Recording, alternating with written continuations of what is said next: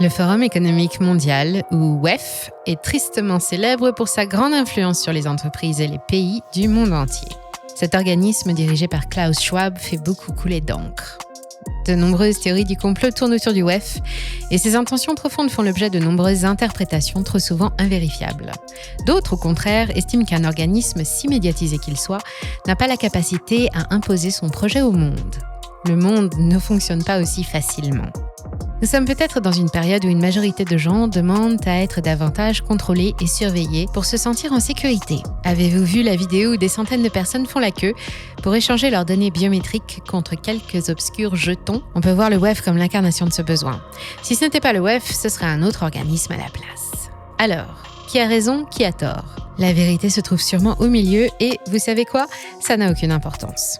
Ce qui nous intéresse aujourd'hui, c'est le rayonnement concret du WEF sur l'industrie de la cryptographie. Le WEF est effectivement surmédiatisé et son influence est certaine. Donc, lorsqu'il publie un livre blanc des directives, des conseils et recommandations sur la régulation à adopter, ça vaut le coup d'œil. Dans cette vidéo, nous allons justement résumer ce livre blanc et voir ensemble l'impact qu'il pourrait avoir en cas d'adoption des mesures proposées. Encore une fois, une personne avertie en vaut deux, alors regardez bien cette vidéo jusqu'à la fin. Le livre blanc du WEF s'intitule « Pathways to the Regulation of Crypto Assets, a Global Approach ». Il a été publié en mai dernier. Nous vous avons mis le lien du document dans la description de la vidéo si vous avez le temps de le lire. Abonnez-vous pour ne pas manquer les prochaines vidéos, c'est gratuit et ça nous aide à nous faire connaître.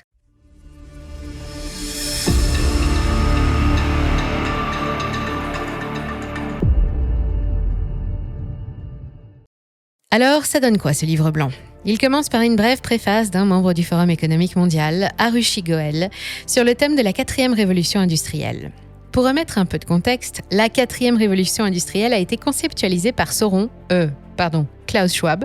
Elle implique par exemple de remplacer tous les paysans par de l'intelligence artificielle et de l'automation. L'autre aspect de ce changement de paradigme est le contrôle des masses par la technologie. Avec un tel projet, on comprend aisément que tout ce qui est décentralisé ou vise à l'être, sans frontières et open source ne correspond absolument pas au cahier des charges de M. Schwab.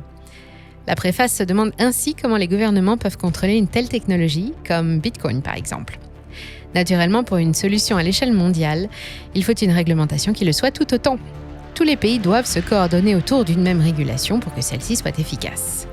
L'auteur de la préface nous révèle aussi que le WEF a participé à des consultations dites « parties prenantes » pour voir comment déployer des régulations mondiales sur les crypto-monnaies. Partie prenante, dans la bouche du WEF, fait référence à des individus ou des institutions puissantes et non aux gens ordinaires comme vous et moi.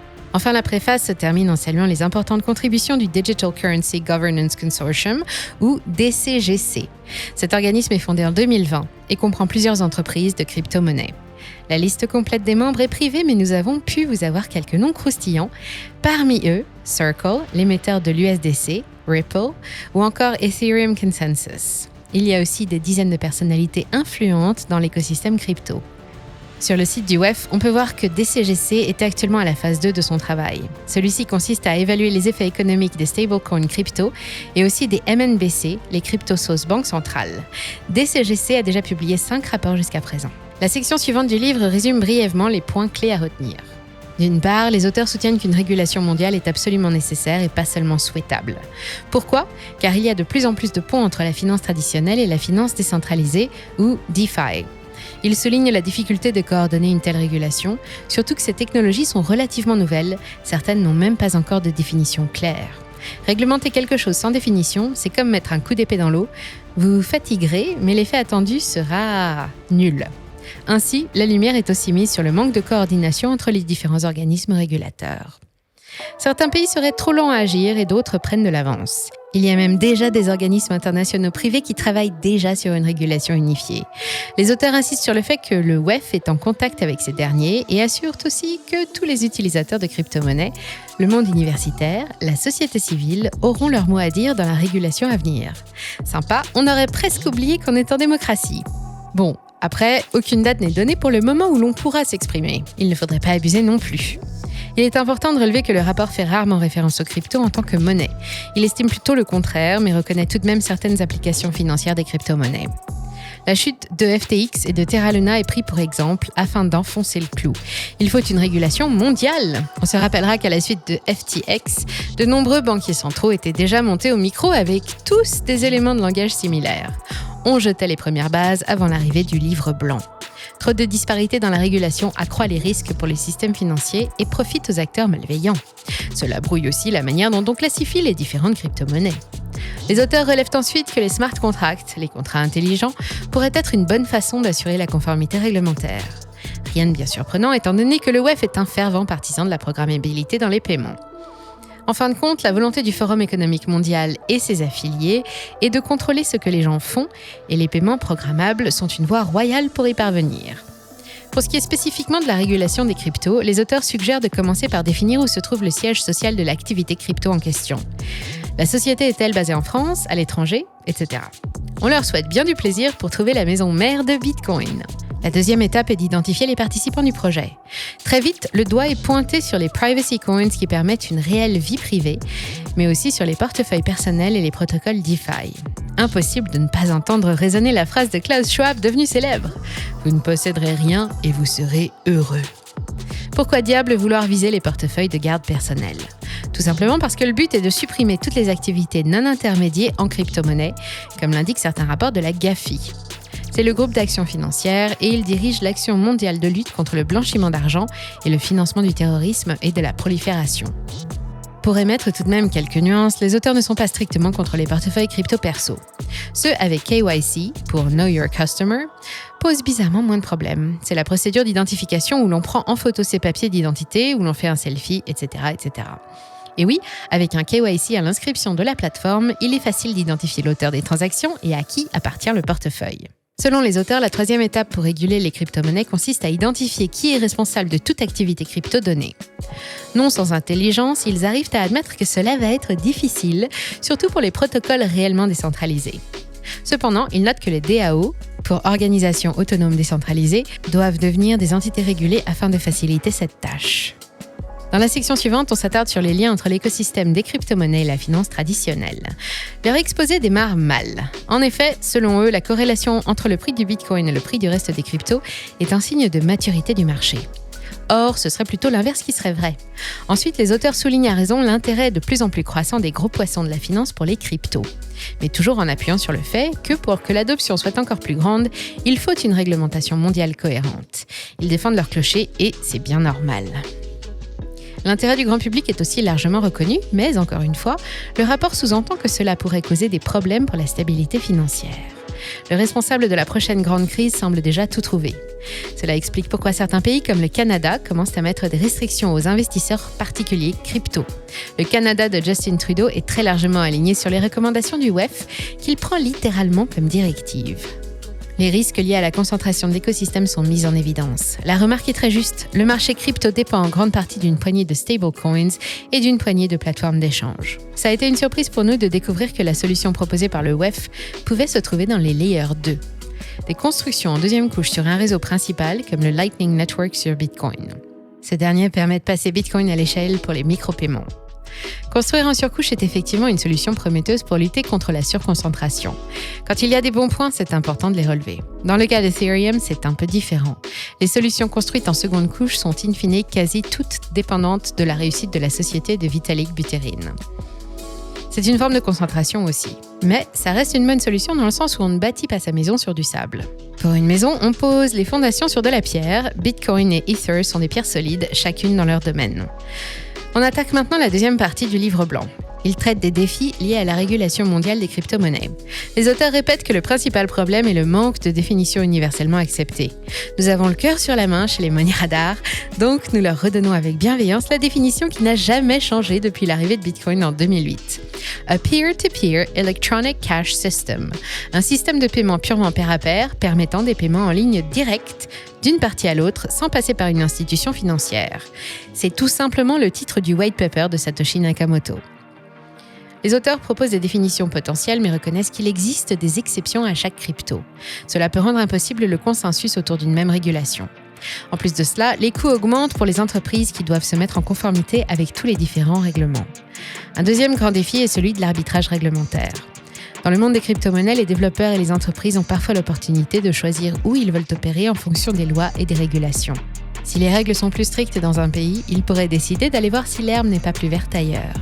Cela peut créer un déséquilibre et rendre difficile pour tous les pays de mettre en place des règles équitables et cohérentes pour les crypto-monnaies. Le WEF voit ainsi le contrôle des déplacements comme solution à cette problématique.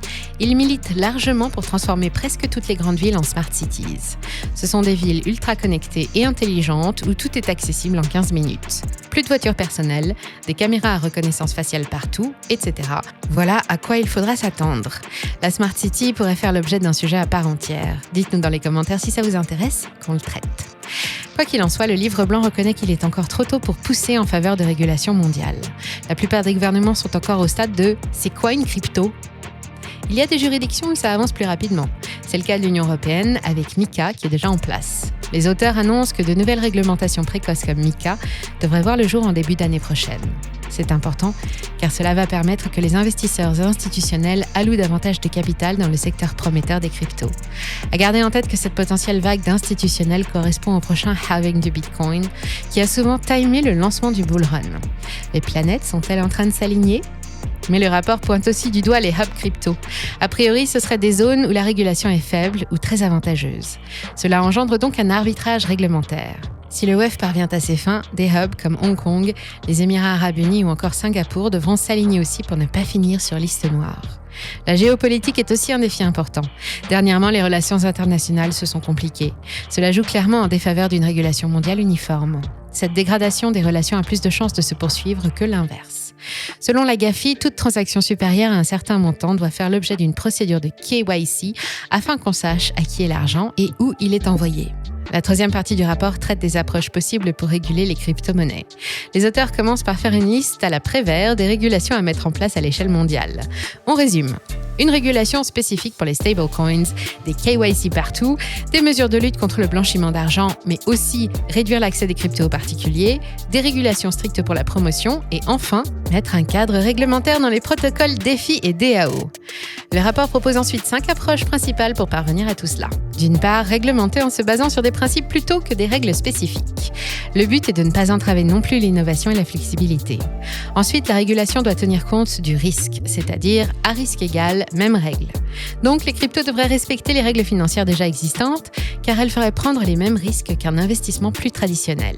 La troisième approche est une régulation agile, toujours pour ne pas tuer les nouvelles idées et applications qui arrivent à toute vitesse dans cette industrie encore jeune. Le principe suivant est l'autorégulation. C'est simple. Ici, le but est que le secteur crypto puisse définir des normes pour renforcer la confiance. Le risque est que ce soit d'énormes entreprises qui définissent les règles du jeu au détriment des entreprises naissantes ou plus petites. Enfin, le cinquième principe est celui de la régulation par application de la loi. Donc, si vous faites un pas de travers, c'est direction la justice avec un système de jurisprudence. Quand des jugements tombent, ils servent de base pour des procédures futures. Les recommandations du WEF ne sont bien évidemment pas pour monsieur et madame tout le monde, mais touchent beaucoup plus les organismes internationaux, gouvernementaux et intergouvernementaux, ainsi que les acteurs de l'industrie. Dans cette partie, le rapport insiste sur l'importance d'une innovation responsable. On vous fait la traduction, les entreprises devront adhérer aux critères ESG, environnementaux, sociaux et de bonne gouvernance. Pour la petite histoire, ces critères ESG viennent de l'ONU et c'est une sorte d'idéologie d'investissement visant à garantir la réalisation des objectifs de développement durable, ODD. Chaque pays est censé respecter les ODD d'ici 2030. C'est pourquoi on entend très souvent parler d'agenda 2030. Sans tomber dans le complotisme, il se pourrait qu'un grand nombre de mesures dystopiques qui sont actuellement promues trouvent justement leurs racines dans les ODD de l'ONU. Par exemple, les monnaies numériques des banques centrales, l'identité numérique, les villes intelligentes ou la censure en ligne. Si l'on prend l'ensemble des recommandations du WEF concernant la régulation du secteur crypto, le résultat sera pire que le système financier existant. Elles exigent que des informations sur toutes les entités enregistrées soient partagées avec des organisations internationales, que la régulation passe par des contrats intelligents et le respect des normes ESG. La problématique et le point commun de ces recommandations est la gouvernance, autrement dit, le contrôle. Dans le cas du Bitcoin, il n'y a pas de gouvernance, ou plutôt une parfaite gouvernance décentralisée qui ne peut pas tomber dans les mains d'un quelconque organisme international. Donc, comment contrôler quelque chose qui a pour but de ne pas être contrôlé ? Peut-être que les attaques sur le côté non écologique du Bitcoin cachent d'autres intentions, comme par exemple suivre l'activité de tous les mineurs et nœuds validateurs du réseau. Si une telle chose arrive, alors il devient possible de contrôler Bitcoin en théorie. En pratique, c'est une toute autre histoire et les recommandations ne se concrétiseront sûrement jamais. Même les auteurs du livre blanc le reconnaissent. Avec les tensions géopolitiques actuelles, il est pratiquement impossible d'introduire les mêmes régulations crypto dans chaque pays en même temps. Cela signifie qu'il y aura un certain arbitrage réglementaire, qu'il soit intentionnel ou non, et cet arbitrage existera pendant des années, voire même des décennies dans certains pays. Depuis le temps qu'on cherche à interdire les paradis fiscaux, vous ne trouvez pas qu'il en reste encore un paquet ? Il y aura toujours un pays où le WEF n'aura pas la main mise, ainsi impossible de corrompre l'ensemble du secteur crypto. Il faut tenir compte aussi de la vitesse d'évolution de la technologie qui suit une courbe exponentielle. C'est très difficile pour le WEF et ses alliés de suivre la cadence. C'est peut-être la conclusion à retenir, les cryptos vont trop vite pour le WEF et Klaus Schwab finira par perdre la course. Il y a toutefois de nombreux obstacles à surmonter pour l'industrie des crypto-monnaies et le livre blanc du Forum économique mondial suggère qu'il a joué un rôle dans la mise en place de ces obstacles, que ce soit le CSF, Conseil de la stabilité financière, ou le GAFI, les empreintes du Forum économique mondial sont là. Et ce serait mentir que de dire qu'il n'y a pas non plus des alliés du WEF dans l'industrie des crypto-monnaies. Mais à mesure que la liberté financière et le pouvoir d'achat s'érodent, l'incitation à créer des protocoles puissants ne fera que croître. Bitcoin est déjà là d'ailleurs, et c'est le plus puissant des protocoles actuellement pour défendre votre liberté financière. Terminons sur cette note d'espoir et souhaitons bon courage au projet du WEF. Allez, nous sommes bons joueurs chez Money Radar. Si cette vidéo vous a plu, likez et partagez-la à vos proches. L'information est une clé importante pour naviguer sereinement.